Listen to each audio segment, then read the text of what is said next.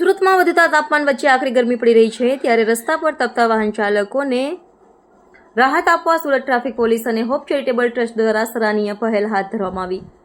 સુરતમાં વધતા તાપમાન વચ્ચે આકરી ગરમી પડી રહી છે, ત્યારે રસ્તા પર તપતા વાહન ચાલકોને રાહત આપવા સુરત ટ્રાફિક પોલીસ અને હોપ ચેરિટેબલ ટ્રસ્ટ દ્વારા સરાહનીય પહેલ હાથ ધરવામાં આવી છે। વાય જંકશન ખાતે ટ્રાફિક સિગ્નલ પર ઉભા રહેતા લોકોને શેરડીનો ઠંડો રસ વિતરિત કરવામાં આવ્યો। આ કાર્યક્રમમાં 500 થી વધુ ગ્લાસ શેરડીનો રસ વિતરણ કરાયો હતો, જેને લોકો તરફથી ખૂબ પ્રશંસા મળી રહી છે। ખાસ કરીને બાઇક ચાલકો અને પદયાત્રીઓને ગરમીમાં મળેલી આ ઠંડક ખૂબ રાહતદાયક સાબિત થઈ।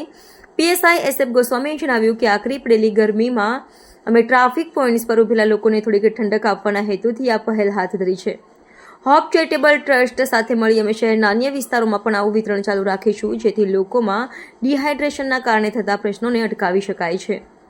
હોપ ચેરિટેબલ ટ્રસ્ટના પ્રતિનિધિએ જણાવ્યું કે ઉનાળાની સિઝન દરમિયાન સુરતના અલગ અલગ ટ્રાફિક સિગ્નલ્સ પર આવા કાર્યક્રમો યોજી વધુને વધુ લોકોને રાહત આપવાનો ઉદ્દેશ્ય છે। આ પ્રકારની સામાજિક જવાબદારીની ઝાંખી આપતી આવી પ્રવૃત્તિઓ જનતા અને તંત્ર વચ્ચે સકારાત્મક સંદેશ પહોંચાડે છે। રિપોર્ટર સુનિલ ગાંજાવાલા, સુરત।